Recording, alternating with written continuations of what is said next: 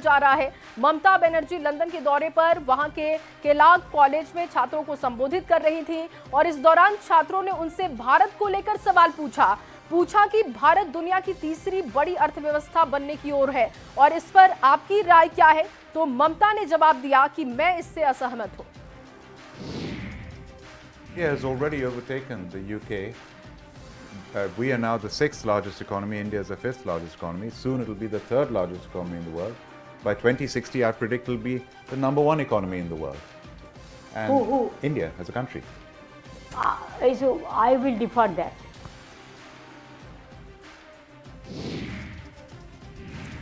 और बीजेपी सांसद संजय जायसवाल ने पश्चिम बंगाल की सीएम ममता बनर्जी पर निशाना साधा। जायसवाल ने कहा कि ममता बनर्जी की पूरी राजनीति इस बात पर टिकी है कि कैसे बांग्लादेशी घुसपैठियों को यहां बसाया जा सके, उन्हें योजनाओं का लाभ दिया जा सके। और इतना ही नहीं, जायसवाल ने कहा कि ममता बनर्जी का दिल भारत विरोधी है। बनर्जी जैसे लोगों की राजनीति, जिनकी पूरी राजनीति इस तरह से इसी पर है कि कैसे बांग्लादेशियों को बंगाल और देश में घुसा जाए, कैसे उनको आधार कार्ड दिया जाए, कैसे जमीन नहीं दे करके भारत बांग्लादेश में बाढ़ नहीं बनने दिया जाए, इस तरह के कार्यों में जो उनकी रुचि है वह वहां पर दिल उन्होंने बता दिया कि उनका दिल भारत विरोधी है। वहीं भारत बांग्लादेश सीमा पर घुसपैठ को रोकने के लिए सरकार के द्वारा फेंसिंग कराया जा रहा है। गृह मंत्री अमित शाह ने कहा कि भारत बांग्लादेश सीमा पर फेंसिंग का काम पश्चिम बंगाल सरकार के कारण पूरा नहीं हो पा रहा। अमित शाह ने सदन में बयान दिया। इस बयान पर बीजेपी ने पश्चिम बंगाल सरकार पर जमकर हमला किया। बिहार सरकार के मंत्री और पश्चिम बंगाल के भाजपा के प्रभारी मंगल पांडे ने कहा कि वोट बैंक की राजनीति की वजह से ममता सरकार जमीन उपलब्ध नहीं करा रही। वहां के अधिकारी भी इसमें दिलचस्पी नहीं दिखाते। पश्चिम बंगाल सरकार नहीं चाहती कि घुसपैठियों को भारत में आने से रोका जाए। मंगल जी, अमित शाह ने सदन में इस बात को कहा कि सरकार जमीन नहीं दे रही है, फेंसिंग का काम रुका है, घुसपैठिए भारत आ रहे हैं। देखिए, ये बहुत ही गंभीर और संवेदनशील मामला है, राष्ट्र की सुरक्षा से जुड़ा हुआ मामला है, जिसके संदर्भ में आदरणीय गृह मंत्री जी ने जो यथार्थ स्थिति है उस स्थिति को सदन के माध्यम से बंगाल की जनता के सामने और देश की जनता के सामने सारे विषयों को रखा है। आज जो पश्चिम बंगाल में सरकार काम कर रही है ममता बनर्जी जी के नेतृत्व में, वह विशुद्ध रूप से घुसपैठियों के समर्थन से चलने वाली सरकार है और घुसपैठियों को संरक्षण देने वाली सरकार है। और इसीलिए वो जो 450 किलोमीटर का फेंसिंग का काम नहीं हो रहा है बाड़ लगाने का, वो पश्चिम बंगाल की सरकार जमीन इसीलिए नहीं दे रही है कि वो घुसपैठियों के दबाव में है।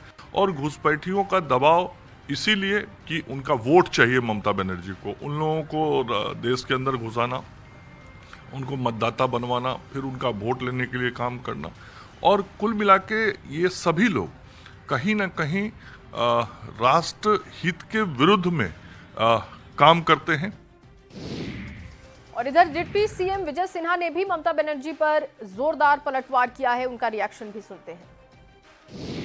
ममता बनर्जी जिस राह पर चल चुकी है, राष्ट्र उनके साथ खड़ा कैसे रहे, राष्ट्र के अंदर ही राष्ट्रद्रोहियों को संरक्षित करें, सनातन के संतानों को लज्जित करें, अपमानित करें, तो उसका खामियाजा तो उनको कहीं न कहीं भोगना पड़ेगा। और अब बड़ी खबर जम्मू कश्मीर से, जहां कठुआ से ये खबर है, सुरक्षा बलों और आतंकियों के बीच मुठभेड़ की खबर। मुठभेड़ में 3 जवान शहीद हो गए। मुठभेड़ में 3 आतंकी ढेर किए गए हैं। सुरक्षा बलों ने 3 आतंकियों को ढेर किया और मुठभेड़ में 5 जवान जख्मी बताए जा रहे हैं। एक जवान लापता है, जिसके लिए सर्च अभियान चलाया जा रहा है। यूपी में अलविदा जुम्मे की नमाज सड़कों पर ना पढ़ी जाए, इसकी सख्त हिदायत दी गई है, जिसका पालन करने के लिए पुलिस अलर्ट हो गई है। संभल के अलावा मेरठ और बागपत में भी प्रशासन की तरफ से अलग से एडवाइजरी जारी की गई। मेरठ प्रशासन के मुताबिक किसी भी स्थिति में सड़क पर नमाज पढ़ने पर सख्त कार्रवाई होगी और जो भी व्यक्ति सड़क पर नमाज पढ़ते हुए पकड़ा गया, उसका पासपोर्ट जब्त कर लिया जाएगा और लाइसेंस रद्द किया जाएगा। अलविदा जुम्मे की नमाज को लेकर यूपी में सुरक्षा के कड़े इंतजाम किए गए हैं। संभल में पुलिस ने फ्लैग मार्च किया। नमाज को लेकर संभल को अलर्ट पर रखा गया है। संभल प्रशासन ने सड़कों और घरों की छतों पर नमाज नहीं अदा करने का आदेश जारी किया। संभल के सभी इलाकों में पैरामिलिट्री फोर्सेस की 10 कंपनियां तैनात कर दी गई हैं, जिसमें से 7 कंपनियां पीएससी की भी हैं, 3 कंपनी आरआरएफ की हैं, जबकि 1 कंपनी आरएएफ की भी तैनात की गई है। इसके अलावा आपको बताएं कि 4000 से ज्यादा पुलिस के जवान और अधिकारी अलग अलग जगहों पर तैनात कर दिए गए हैं। संभल के साथ ही अलग अलग जिलों में पुलिस अलर्ट पर है। वहीं पूरे प्रदेश में सड़क पर नमाज पढ़ने पर पाबंदी है। ईद पर मुस्लिम समाज के गरीब लोगों को सौगातें मोदी किट देने पर मौलाना तारिक रजा ने प्रधानमंत्री मोदी की तारीफ की है। ऑल इंडिया रजा एक्शन कमेटी के प्रदेश महासचिव मौलाना तारिक रजा मिसाबी ने पीएम मोदी की पहल का स्वागत किया। उन्होंने कहा कि इससे भाईचारे का पैगाम दिया जाएगा। नए एकता भाईचारे का कदम ये है, मुस्लिम समाज के गरीब लोग जो ईद की खुशियां नहीं मना पाते, उन्हें इससे बहुत बड़ा फायदा होगा। और हमारी पूरी तंजीम ऑल इंडिया रजा एक्शन कमेटी मोदी जी की इस पहल का बहुत बहुत खैर मकदम करते हैं और देश के अनोखे प्रधानमंत्री श्री नरेंद्र मोदी जी ने जो पहल की है, जो कदम बढ़ाया है, इससे भाईचारा और देश की एकता का एक बहुत बड़ा पैगाम दिया है। और जो मुस्लिम समाज अपने आप को अछूत समझता था इस देश में, आज मोदी जी की इस योजना से लगता है कि प्रधानमंत्री की तवज्जो और नज़र देश के हर वर्ग की तरफ है। खबर झांसी से, जहां झांसी में वकीलों ने गुंडागर्दी की सारी सीमाओं को तोड़ते हुए कचहरी के अंदर महिलाओं को दौड़ा दौड़ा कर पीटा। बबिना थाना क्षेत्र से एक महिला पारिवारिक विवाद के सिलसिले में तारीख पर आई हुई थी और पीड़ित महिला ने रो रो कर बताया कि जब वो अपने केस के सिलसिले में कोर्ट में बैठी थी, तभी दूसरे पक्ष के वकीलों ने उसके ऊपर हमला कर दिया। इस दौरान एक अन्य महिला ने जब उस महिला को बचाने की कोशिश की तो वकीलों ने दूसरी महिला के साथ भी मारपीट की। वकीलों की पिटाई से बचने के लिए दोनों महिलाएं डीएम दफ्तर की तरफ भागी, जहां आरोप है कि डीएम ने महिला पुलिस के साथ दोनों महिलाओं को कचहरी वापस भेजा और इसके बाद दोबारा वकीलों ने पुलिस की मौजूदगी में दोनों महिलाओं के साथ मारपीट की। महिलाओं को पीटते हुए दबंग वकीलों का वीडियो सोशल मीडिया पर तेजी से वायरल हो रहा है।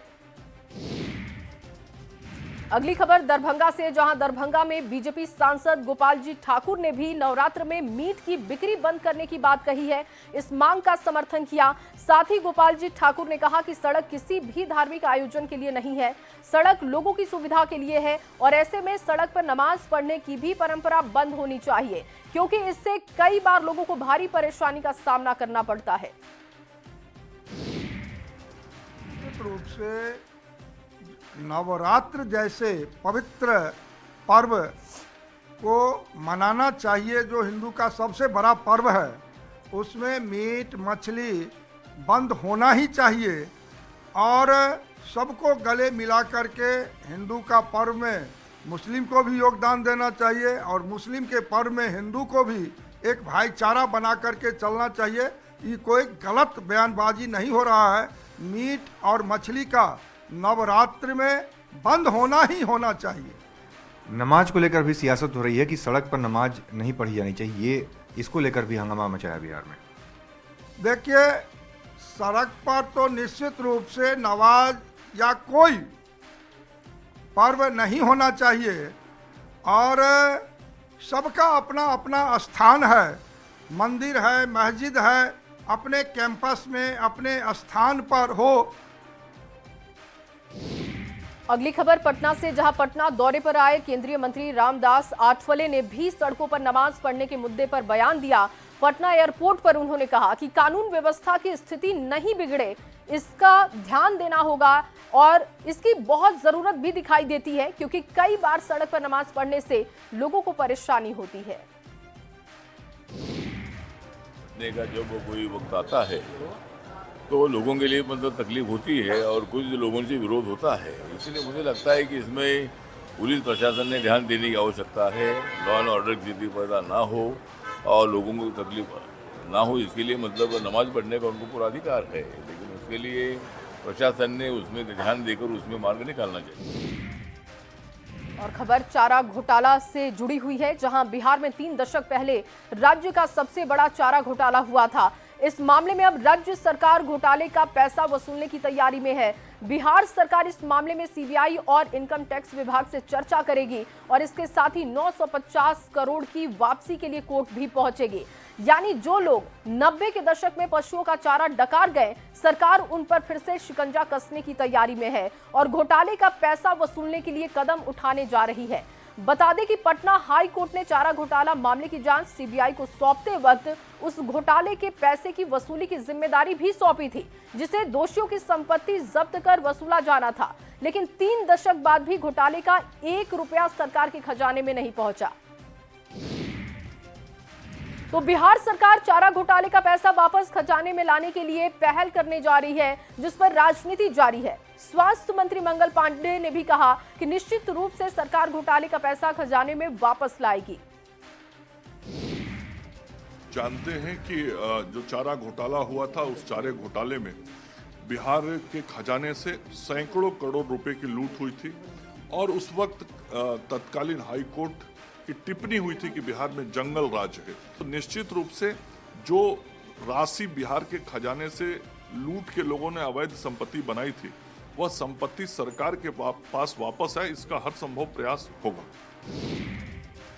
और खबर समस्तीपुर से, जहां बजरंग बली की प्रतिमा तोड़े जाने के मामले में बड़ी कार्रवाई हुई। पुलिस ने आरोपी को गिरफ्तार कर लिया है। प्रतिमा तोड़ने के मामले पर लोगों में काफी गुस्सा देखा गया। लोग सड़क जाम कर आगजनी कर हंगामा कर रहे थे। इधर पुलिस लोगों को समझाने में जुटी है। आरोपी से भी पूछताछ की जा रही है। उसको गिरफ्तार किया गया है और उसने घटना किया है, उस पर कठोर कानूनी कार्रवाई होगी। और एक जो अफवाह फैल रही है कि कल शाम को उसी लड़के के द्वारा, जो दूसरे पक्ष का लड़का है, उसी के द्वारा जो कि वहाँ पर मस्जिद में घुस करके कुरान फाड़ने की बात अफवाह में है, तो ये दूसरे पक्ष के द्वारा नहीं किया गया, बल्कि उसी लड़के के जो गिरफ्तार लड़का है उसी के बारे में आ रही है। लेकिन इस बिंदु पर भी जांच होगी कि वो जो अफवाह फैल रहा है वो सही है या गलत है। कुरान फाड़ने की जो घटना हुई है, वो घटना क्या पुलिस के संज्ञान में चलाई?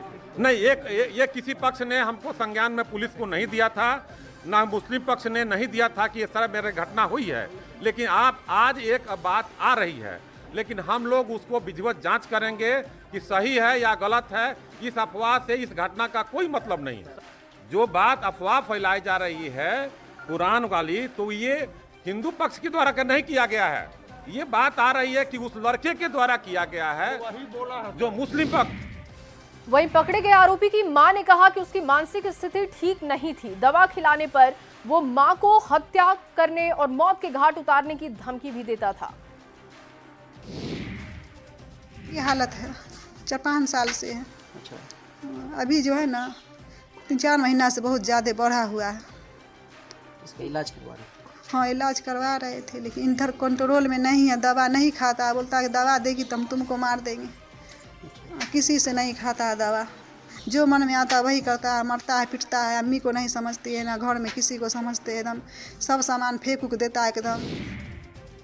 बीपीएससी को लेकर खबर है, जहां बीपीएससी 70वीं पीटी परीक्षा के मामले पर आज पटना हाईकोर्ट में फाइनल फैसला आने वाला है और सभी के निगाहें फैसले पर टिकी होंगी।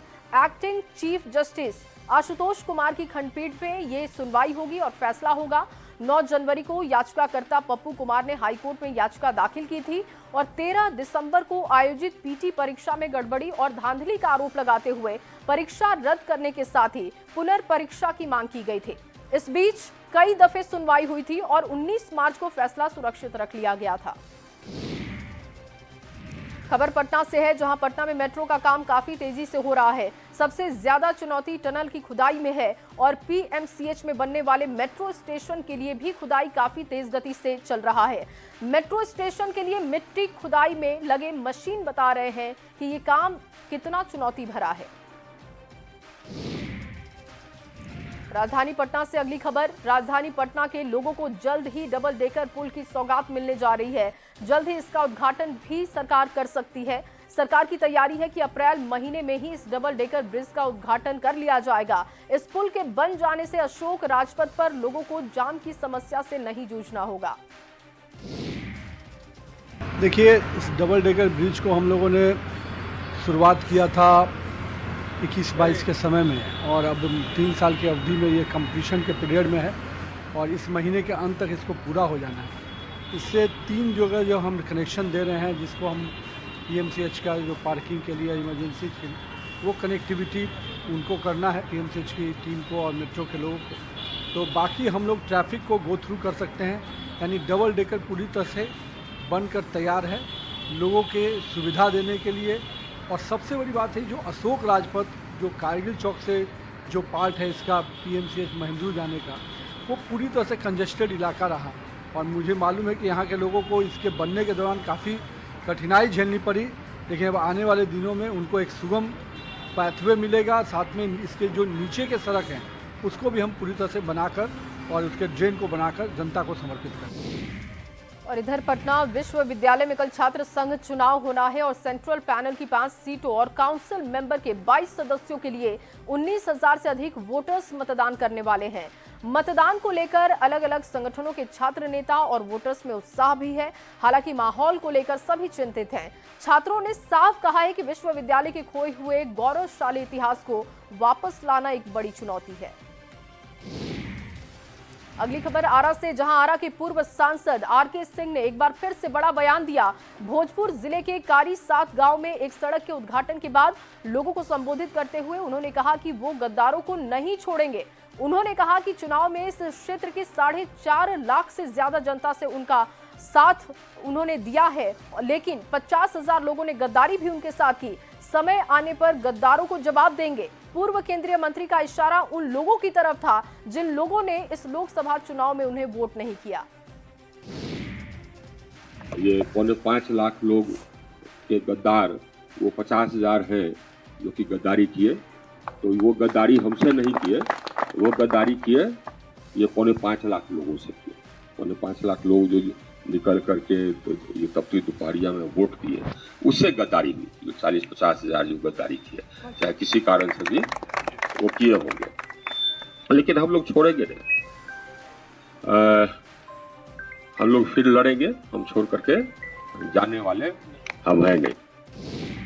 और अगली खबर बेगूसराय से, जहां दहेज लोभियों ने एक विवाहिता की पीट कर हत्या कर दी। आरोप है कि दहेज में बाइक नहीं देने पर पति और ससुराल वालों ने लक्ष्मी देवी की पीटकर हत्या कर दी। हत्या करने के बाद पति समेत ससुराल के सभी लोग फरार हो गए। घटना फुलवरिया थाना के मालती गांव की बताई जा रही है। लक्ष्मी देवी के परिवार वालों ने बताया कि उन्होंने धूमधाम से साल 2022 में अपनी बेटी की शादी की थी। शादी के कुछ ही दिन के बाद ससुराल वालों ने दहेज में बुलेट की मांग कर दी। मांग पूरी नहीं करने पर दहेज लोभियों ने पीट कर उनकी बेटी की हत्या कर दी। पुलिस आरोपी ससुराल वालों की गिरफ्तारी के लिए छापेमारी लगातार कर रही है। साल पहले शादी हुआ था, उसके बाद जाके दहेज के लिए मारपीट कुछ दिन के बाद होने लगा था। नहीं देने पर मारपीट करके मार दिया गया। कौन मार दिया? उनका पति ने जाकर मार रहा था। और बर्तन को लक्षा से होता है। तो फिर क्या हुआ? नहीं दिए तो क्या हुआ? नहीं होती है तो सर मार के खत्म कर दिया। और चलिए अब बात एक रिपोर्ट की करेंगे। दरअसल बिहार में 80% आबादी पानी नहीं जहर पी रही है। इसका खुलासा आर्थिक सर्वेक्षण और केंद्रीय भूजल बोर्ड की रिपोर्ट में हुआ है। 38 में से 33 जिलों का पानी पीने के लायक ही नहीं है। खासकर गंगा किनारे बसे जिलों के पानी में आर्सेनिक की मात्रा बहुत ज्यादा है, जबकि दक्षिण बिहार के पानी में फ्लोराइड की मात्रा तय मानक से बहुत ज्यादा पाई गई है।